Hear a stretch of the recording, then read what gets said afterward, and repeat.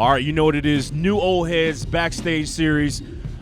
Bringing down the band. Right now, I have the honor of sitting with my man, DJ extraordinaire, turntablist from the X-Ecutioners, the Odd Couple, you know, the X-Men. I know what it is from back in the days before Marvel came at y'all with that paperwork. It's all good. Rob Swift, welcome back to Indianapolis, man. Thanks for having us. I'm glad we're here.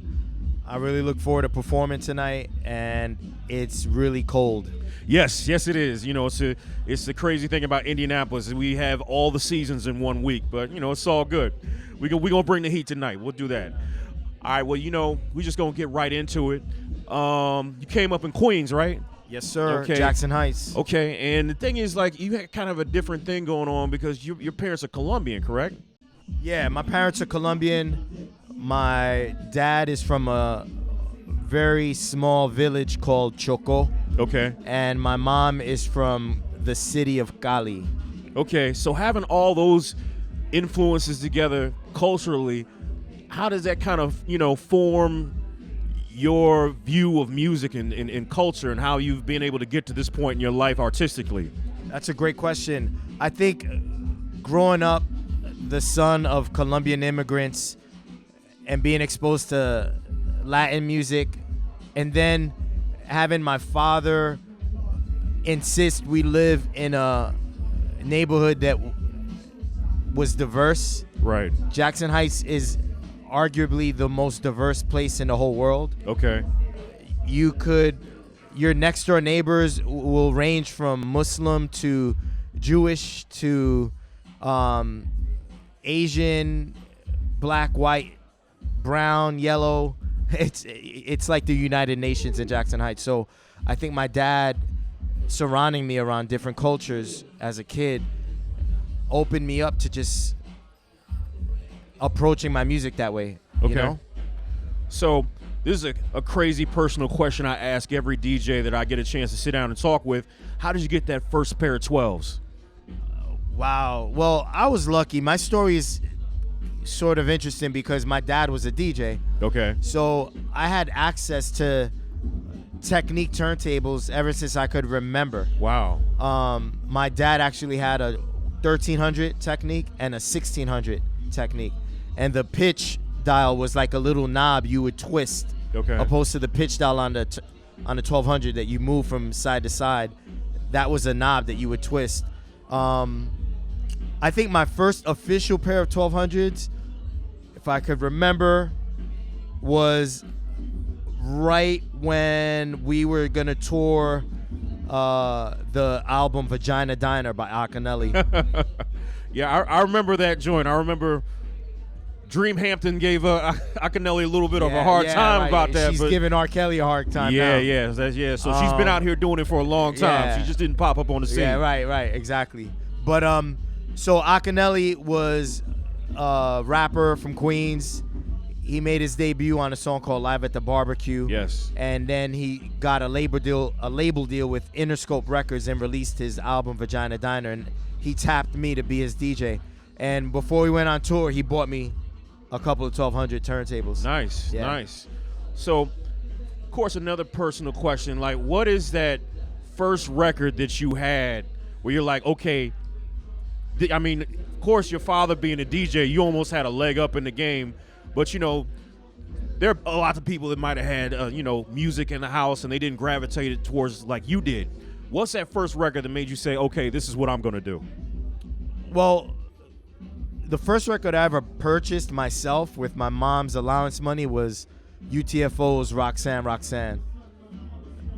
But I knew I wanted to do this from the moment I saw my brother DJ on my dad's equipment. Okay.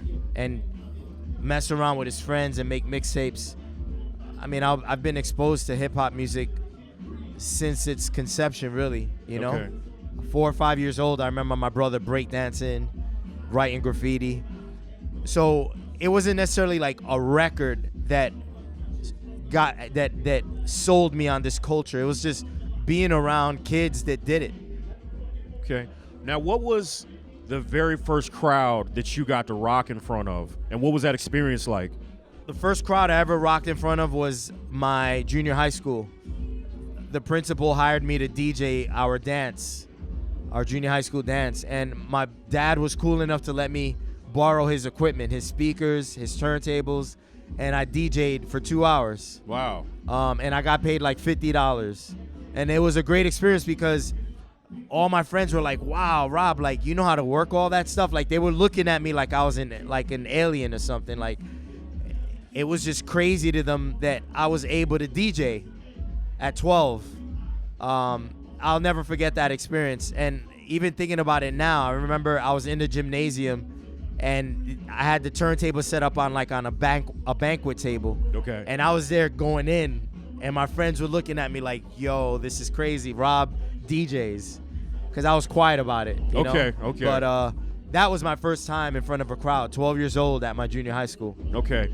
Now, as a part of the X-Ecutioners crew, you guys actually got a chance to create a couple of albums. Like, what was that creative process like? And being able to maybe, bring in producers and work with artists that you wanted to work with? Well, the first album we worked on was Expressions, and we released it on an independent label called Asphodel Records in 1997. That was an interesting experience because the truth is we really didn't know what we were doing. They gave us $20,000 to record an album. Okay. And we went in the studio and just went wild. Like, we were just trying everything. And to be honest with you, when I look back, that was the most fun I had as an executioner working on an album because we had no real structure. We weren't following any set order of operations. We were just doing what we felt and taking it each day at a time in the studio. And the album is a classic, Right. And it was just us, having fun. Built from Scratch was our second album, and by then we had signed a major label deal with Loud Records. And that was a cool experience because, the budget was a lot bigger than $20,000. Okay. And we were able to collaborate with artists like Everlast, big shout to Everlast, Bismarck, Pharoah Monch, Mad Skills, Inspector Deck, Cool G Rap, Big Pun, rest in peace. I mean, we collaborated with all these different artists, Fat Man Scoop. Okay. So then that was a different sort of experience, like bigger budget, bigger label, bigger names. Linkin Park was the hit song. It's Going Down featuring Linkin Park was the hit song on that album. We had a music video. So everything was just a lot bigger, So that was a crazy experience. Okay. So yeah, I mean, I have nothing but fond memories regarding working on albums and collaborating with my friends. And there were times where we would get on each other's nerves and argue about which direction we wanted to take things in. But now when I look back, I embrace all that, man, because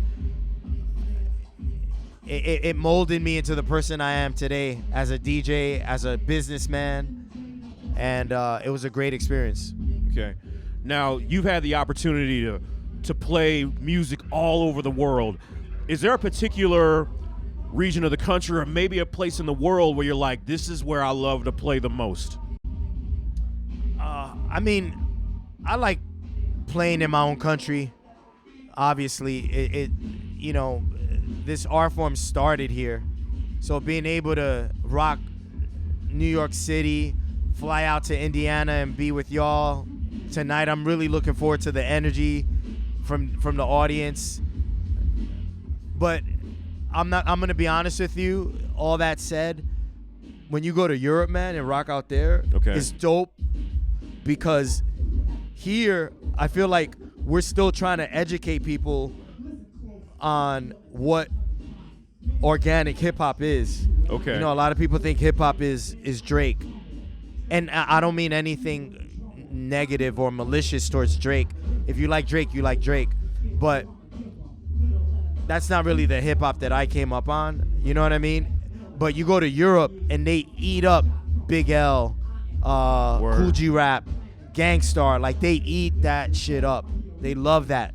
And here, there are times where you rock out and you get a phone stuck in your face and someone's requesting Drake. Right, you right. know? So that's what I like about Europe. Okay. So speaking of that organic vibe, taking it back to the essence, with the advent of technology, actually having scratches built in the mixers now, like, what do you think about that and how it affects the future of turntablism? I think these companies that are designing equipment that does a lot of the work for you are responsible for the decline in the art form.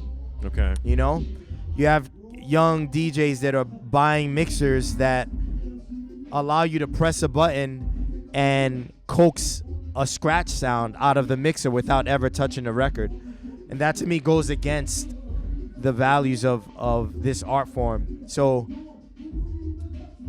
it concerns me, but at the same time, I know that complaining about it isn't enough. You got to try to do something to offset that.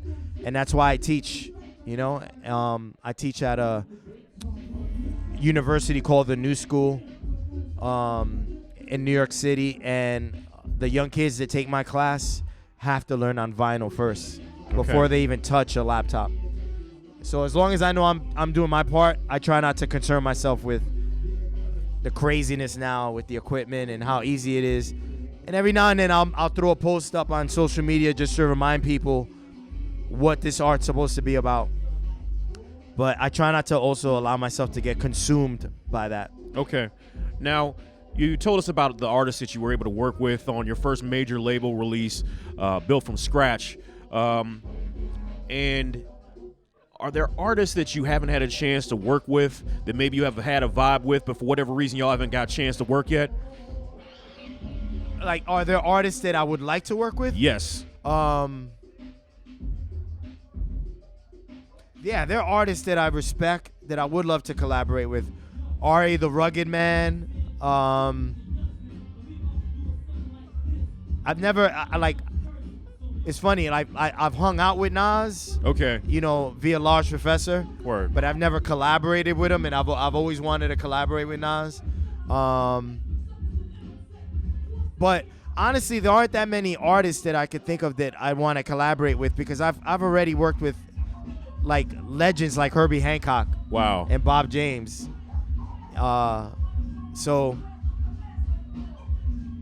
I've performed with Jay-Z. Like, I've collaborated with so many different artists. So there aren't really many that come to mind that I want to work with. Okay. Because I've worked with like a lot of them. Yeah. It sounds like you've done your thing. You've done your thing. Well, I just want to thank you once again for sitting Word. down, to bringing down the band. Yes, sir. Behind the bringing down the band. Of course, New Old Heads interview series, man. And this has been an honor. Like Yes, I sir. said, I'm so glad you're back in the city, Yeah, and we're gonna have you do your thing tonight, man. I'm looking forward it's to gonna it. be fun. Thank you so Pleasure, much. man. All right.